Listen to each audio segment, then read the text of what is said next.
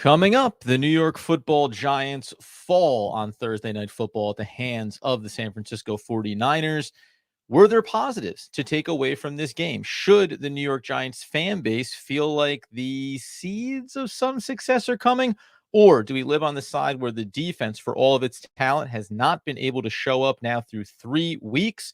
And an offense that gave us a spark against the Cardinals once again looked pedestrian against one of the top flight defenses. We dive in coming up next.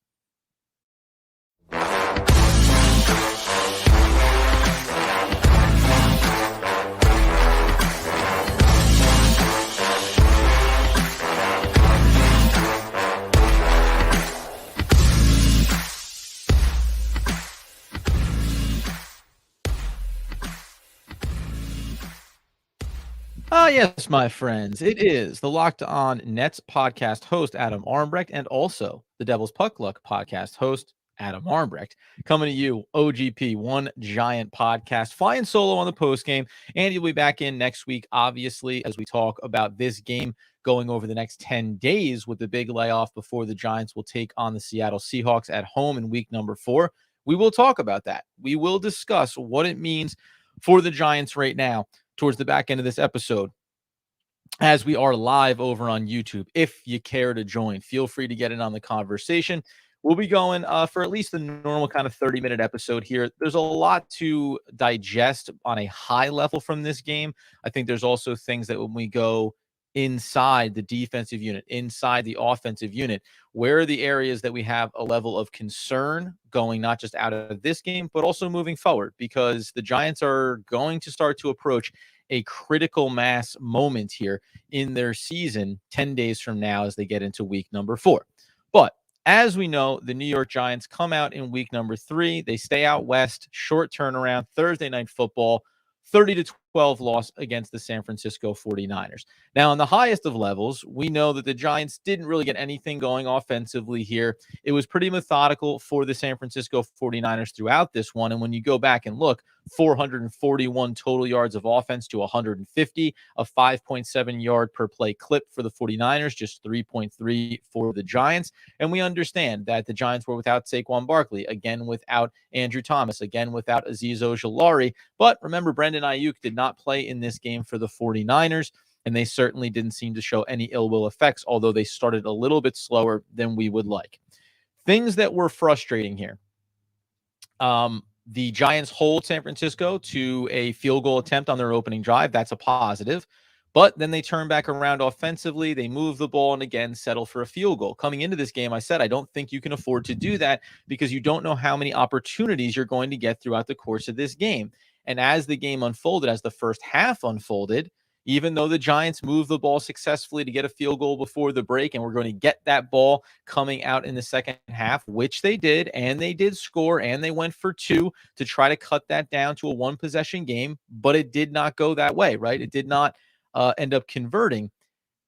By the end of this one touchdown, 2 field goals, you had to think that early on in this contest, and I know it's a mixed bag because your defense does hold them to just points on the opening drive. So you do feel like, hey, maybe we can do some things here. Maybe we can hang tough on the defensive side and give ourselves a real opportunity.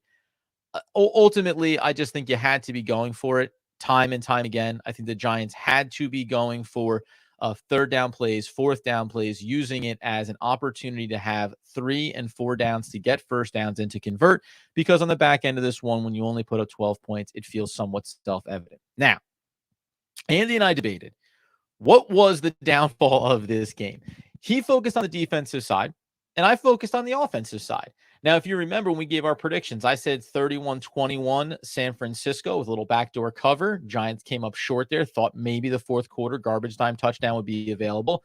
And he said something like 27-13, where the Giants were just on a slow bleed probably. And if they were going to have a chance to win, he said, you got to hold San Francisco to 20 points to think you're going to have a shot.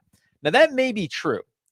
And he focused on the defense because the defense has high draft pick in Kayvon Thibodeux. They have high draft pick in Dexter Lawrence. They have Leonard Williams. They have Xavier McKinney, right? No Azeez Ojulari, but you go out, you get Bobby Okereke. You have a first-round pick in Deonte Banks. You have experienced veteran in Adoree Jackson. If we're labeling where the highest talent level collectively stands here with the injuries being considered, of course, the defense should be the stronger unit.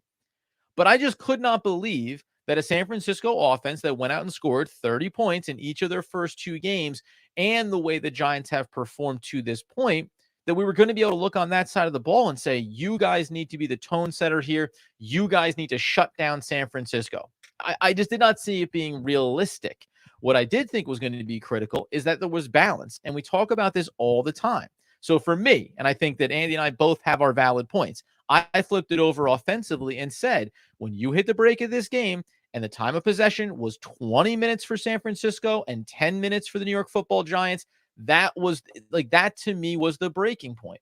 And you can say that the defense didn't get off the field consistently enough. But when you go through the game script and you go look at the play-by-play, remember that to start this game, because I want to make sure that we look at it the right way here. To start this game, you held the 49ers to a field goal. Okay, that's what you wanted to see. You flip back out and you come down and get a field goal. The very next possession for San Francisco was a 5-play, 25-yard drive that they punted away on after 2.5 minutes. Right back around, 3 plays, 2 yards, minute 31 for the Giants, punt. Then it was again, touchdown this time, 11-play, 72-yard drive for the San Francisco 49ers. Giants, 3 plays, 0 yards, minute 36, punt, followed up by another 11-play, this time 73-yard drive, highly efficient in 4.5 minutes for San Francisco. And that's where you found yourselves at the 14-3 deficit. You come back out, as we say, and you do get the 8-play, 37-yard drive in just a minute 27. But that to me is the first indicator there. Getting the field goal was fine. But when you go back and think about that the Giants, again, and by the way, the first one was a drive for the San Francisco 49ers that in totality ended up taking off nearly. They kicked that field goal, want to make sure I get this right, at the 8:44 mark. So they got their way 7 minutes through the first quarter and then put it up there. The Giants responded with their own 5.5-minute drive. But after that, the offensive unit cannot afford to go field goal, punt, punt as their next 2 possessions coming out of that opening scoring drive.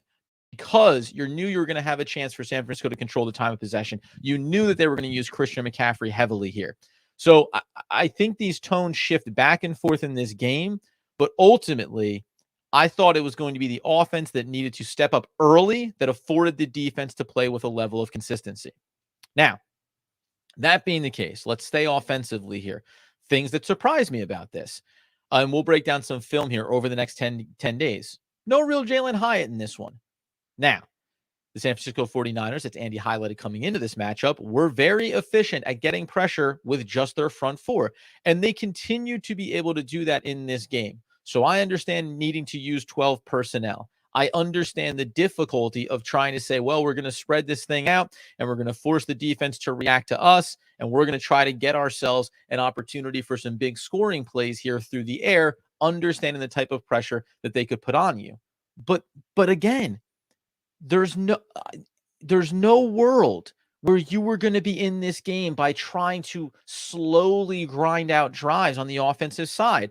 And it's not a knock on any one individual, specifically, because we're going to go through some tiers where it was bad at different levels.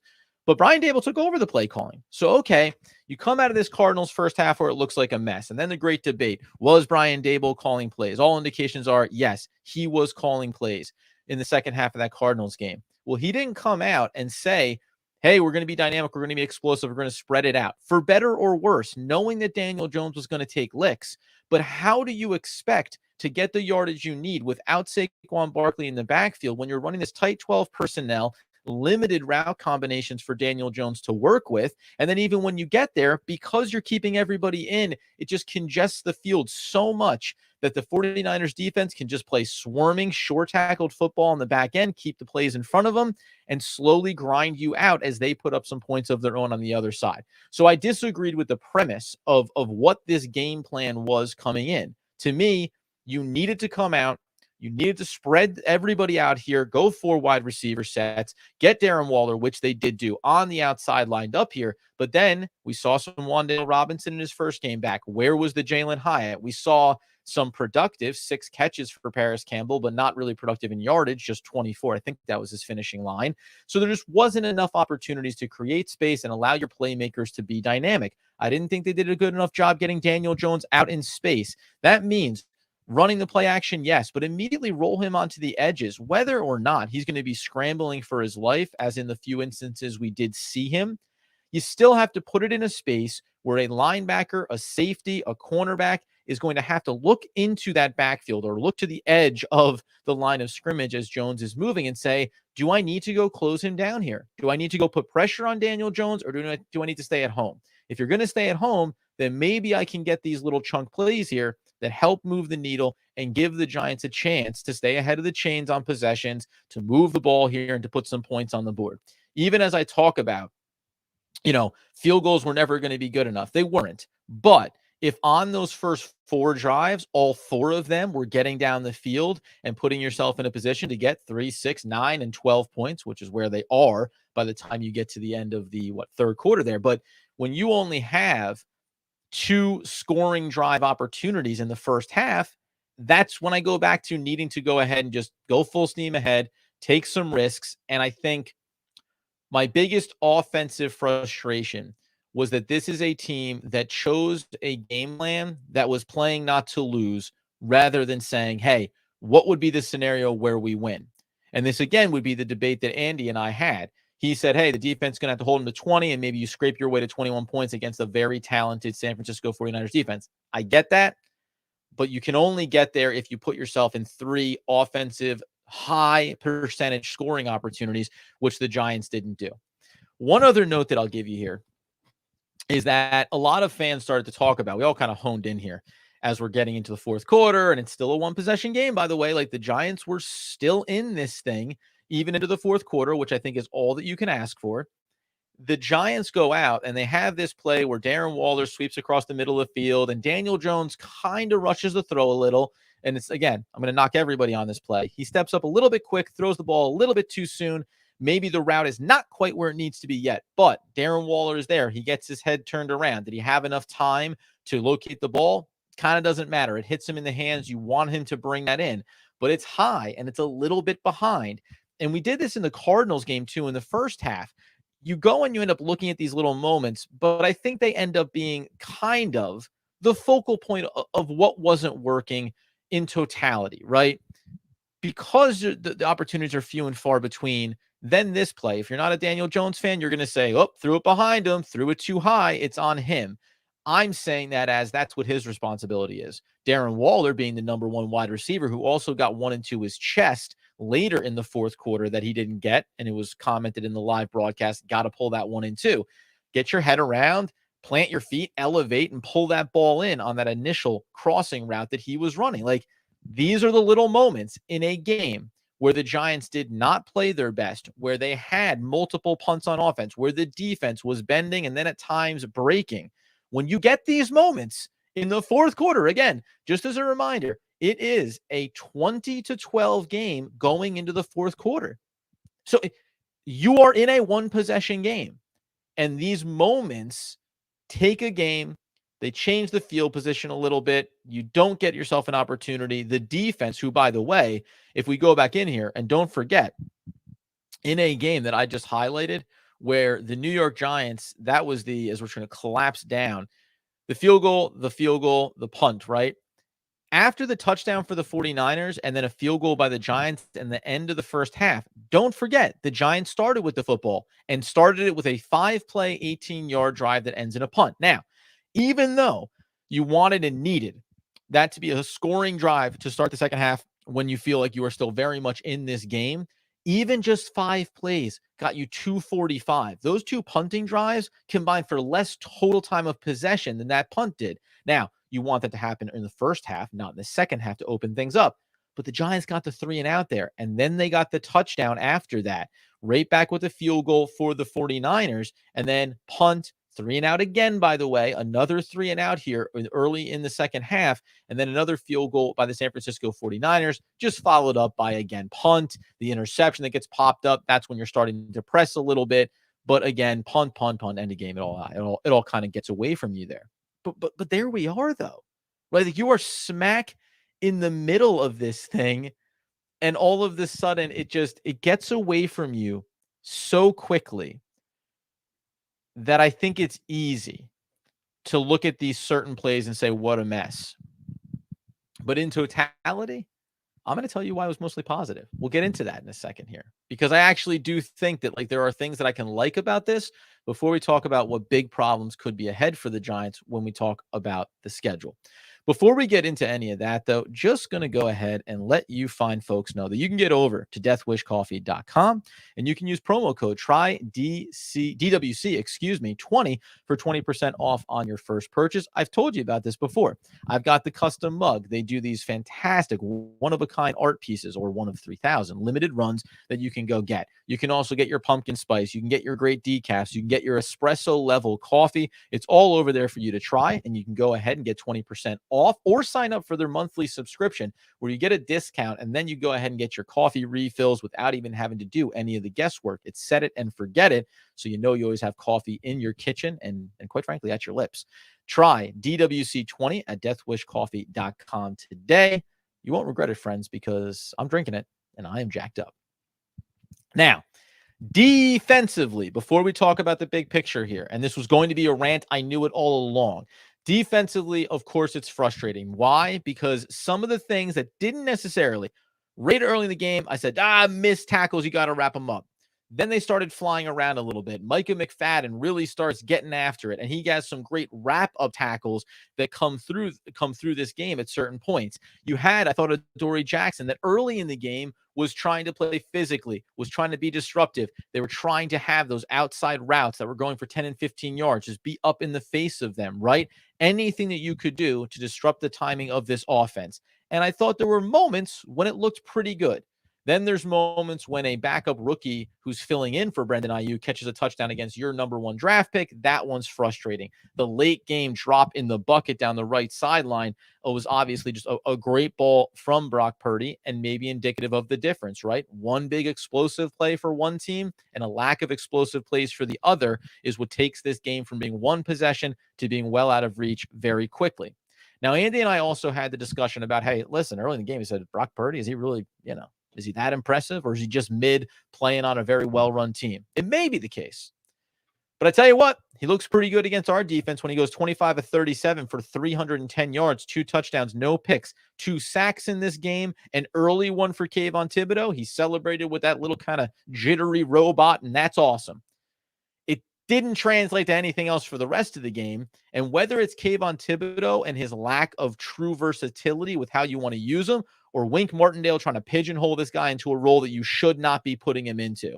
When he drops back in these coverage moments, it's a mess. You saw the pass interference call that they gave him down near the goal line. It wasn't anything egregious, but it certainly was pass interference. He shoves the wide receiver off his spot. So you're going to get hit with that call. He doesn't look comfortable doing it. And every possession that you put him back in coverage like that is a play that he's not getting after the quarterback when you don't have Azeez Ojulari out there, and when, frankly, Leonard Williams has looked anything but spectacular throughout the course of this year. So there are just numerous things that I can point to where this defense has just played lackluster and mostly forgettable critical games, week over week. Now, Christian McCaffrey goes 18 carries, for 85 yards in the run game, 4.7. Very consistent. Some nice big pops here and there for the Giants defense, but some missed tackles once again. Elijah Mitchell comes in to clean things up, and he goes 11 for 42. By the end of this game, you've given up 141 passing yards. You've given up 141 rushing yards, 310 passing yards. And a very consistent Deebo Samuel, 6 for 129. George Kittle, 7 for 90. Christian McCaffrey, 5 for 34. His most involved in the passing attack that he's been to this point of the season. And then it's the third downs, right? We know the third downs were absolutely brutal.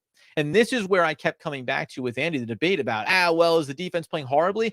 I thought they actually played decent against a very difficult opponent. Now, the front not getting the pressure is still going to be the ire of this team. You cannot come into this year with any level of confidence in a rookie tandem on the outside in the secondary, right? And we saw Deonte Banks go down a little bit, and then Darnay Holmes had to come in. He had a little wrap-up shoestring tackle that was pretty good. But you cannot look at this team and think they're going to be any level of successful if this defense is not getting pressure. And I think Wink Martindale and the Giants' hope was that the defensive front, and expectation, reasonably, defensive front's going to get pressure. Like the 49ers, hey, our front four is going to get some work here going for us, and then our secondary can thrive with the lack of timing and consistency for offensive units. It has not been the case. This team finished the 49ers 9 of 16 on third downs. Let's be totally clear. 9 of 16, but at one point they were 7 of 9 early in this game. And a number of these plays were results of, as we go through, there was a 3rd and 8 on the opening drive that they converted. There was a 3rd and 10 that they were able to hold them on that led to that first field goal. Let's go back inside the touchdown drive, first one for the San Francisco 49ers. It included a conversion on 3rd and 15. It included a conversion on 3rd and 13. And then ultimately it concluded with a touchdown on a 3rd and 5 play. The next touchdown possession for the 49ers included a 3rd and 1. Hey, that's short field. You get it. But it also came with a 3rd and 12 conversion from the New York Football Giants 20. Those are multiple series that when you look at it going into the break could have been situations where the Giants get off the field quickly, where they hold them to field goals instead of touchdowns, and where they give themselves a chance to stay in this game. Again, remember, it's 17-6 at halftime. This could have been, and Andy said this, could have been a 10-6 game at halftime, right? That should have been reasonably within expectations, or even 13-6 at halftime, which makes it that one possession game that when you go out, even if you don't get it, now it's 12-13, and then you hold San Francisco to a field goal in that third quarter. Well, now you're still right there, right? You are still within a touchdown game, and even if you have to take another field goal, you just keep trying to bite back into this thing. Far too often in the first half of this game, mentioned it there, 4, 5, 3rd and long conversions for this team that made it absolutely impossible for the Giants to get off the field. So there's disappointment across the board. But I didn't have an expectation the Giants were going to win this game. My expectation was that they would try to play them tough, maybe be in a one-possession game in the fourth, and have a chance to win, which they were. So now, let's turn our attention to the big picture, because we know we're going to have Seattle in 10 days, and we have plenty of time to dissect that. But I'm going to go ahead and put this out there. Maybe we'll cut it off, and I'll tell you right now, you get over to YouTube, you subscribe to One Giant Podcast, you get over to Twitter, at Adam Armbrecht, at AndyMac214, at One Giant Podcast. Thank you for following and supporting the show. Thank you for getting us on your podcast feeds. If we are going to talk about this team and what's coming down the pike here in very short order, I'm going to tell you right now, there is a train coming, and it looks a lot like Trade City for the New York Football Giants if they don't clean up these next few weeks of football for themselves. And what I mean by that is, when you look at, and we put this poll out last week coming into this game effectively, hey, what do we have expectation wise for the Giants? When we said at 49ers, home for Seattle, at Dolphins, at Bills, and then you're also going to have the Commanders at home hosting the Jets week 8. How many wins do the Giants have? This got a pretty good amount of support on the polls. 4 wins had 25%. Later, 3 wins had 29%, 27% for 2 wins, and 1 win, just 21%. The lowest possible outcome was 1 win. Well, you better be circling your calendar here for this game against the Seattle Seahawks, because if you lose it, all of a sudden you have to go on the road to Miami, on the road to the Buffalo Bills. Now, are the Bills behind me for my money, behind the 49ers, behind the Cowboys in terms of quality of team right now early in the season? Yes, they are. But the Dolphins are far better, I think, than we even expected coming into this year. I thought that'd be a tough game, but that offense in Tua and Tyreek Hill looks absolutely methodical. So if you go out and even say if you win this game against Seattle, but then you got to go to Miami, to Buffalo. If you lose those 2 games, and then maybe we should be circling that Commanders game as well, as they're 2-0. If you have not figured out your defense by then, and you were to lose that game, if you are a 2-5 team going into that game against the Jets, and understanding that you have the Raiders after that as well, which should be, in theory, a winnable game. But if you are 2-5 going to week 8, and it's the defense playing with a lack of consistency, it's going to start to happen, friends. I'm going to tell you right now. This team, this organization, Joe Shane, is not going to go through the deadline holding on to some players that clearly you should try to get value of right now. Defensively, it does not matter that you do not know who will be playing on the outside for you. If this is what this team looks like, who has surrendered 40, 28, and 30 points defensively through 3 games, and who outside of that explosive 31-point second half against the Cardinals has put up 12 points against quality high-end opponents. If you don't clean this up, names like Leonard Williams, names like Adoree Jackson, names like Xavier McKinney on the defensive side of this ball are going to get talked about.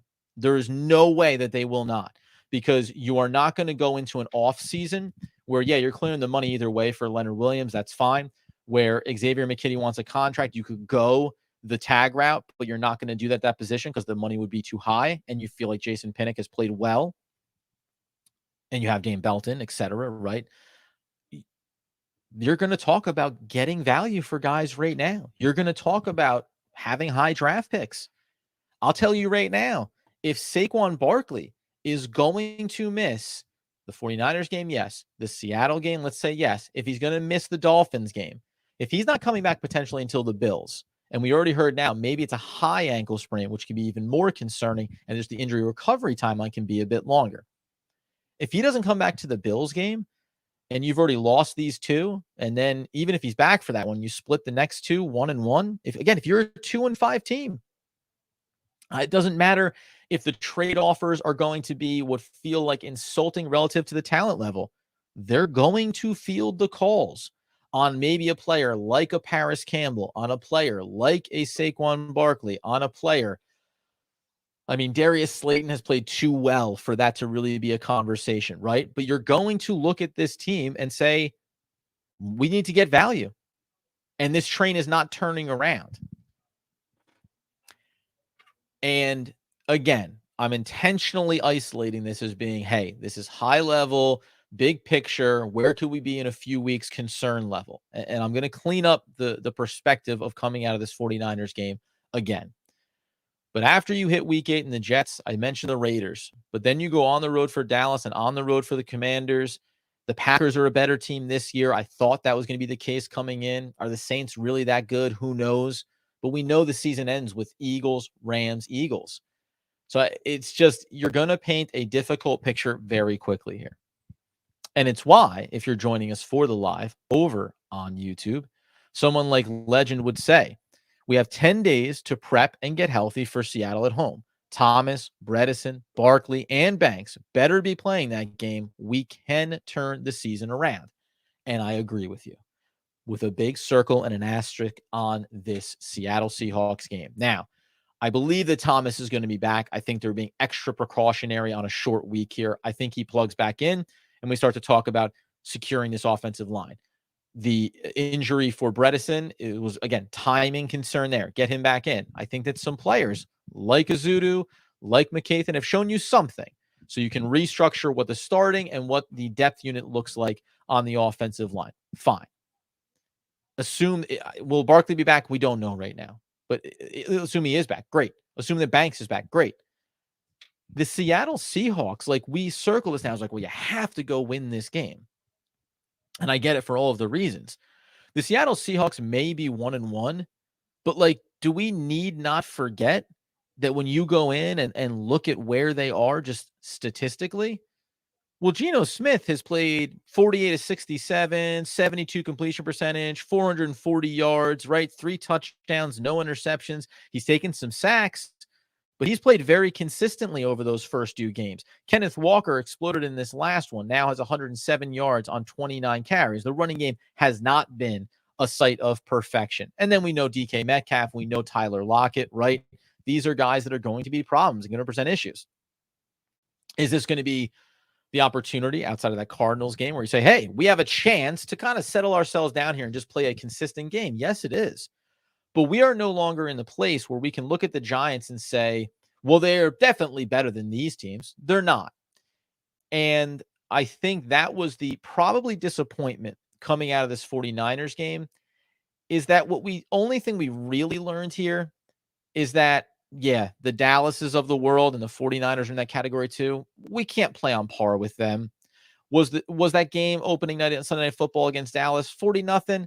Can the Giants play a little bit tighter, right? Can they play the 31-17 game? Certainly they can. But they haven't proven yet that against good defenses and against quality offenses that they can go out and play to winning football. We saw them play decent. We saw them battle, tons of penalties all over the field in this game. But in the end, 30-12, yeah, it feels pretty indicative of how this game was going. The big stats tell you how this game was going, right? So that means you're just one of the teams. So none of these are automatics until you show you can put together 4 consistent quarters against the middle of the pack teams. And maybe Seattle is in kind of that range now.